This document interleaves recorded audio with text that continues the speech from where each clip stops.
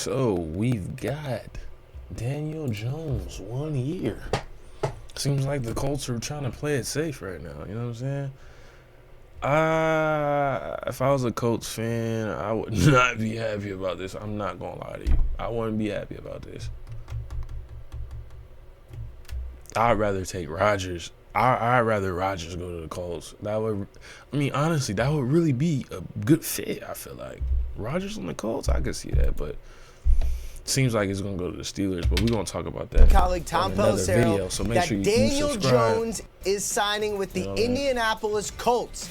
He has made a decision at long last. The Indianapolis Colts get their quarterback. It is a 1-year deal. Why they making it seem like they like I don't know, man? They get their quarterback. It's 1 year. Understanding it is worth nearly $18 million. Get their quarterback. Still waiting on firm and final figures, but that is the estimate as of right now. Negotiations went deep into the night. It was Minnesota versus the Colts, and Tom, a fascinating situation for Daniel Jones. Obviously, he was in Minnesota, a lot of familiarity. They really, really liked him.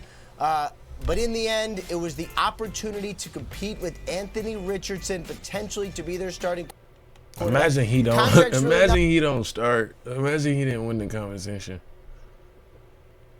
It's got plenty of upside, but the that would be something. I ain't even gonna lie. Upside of earning the right to be the starter, Tom, is what landed Daniel Jones in Indy. That's why I think it's 1 year.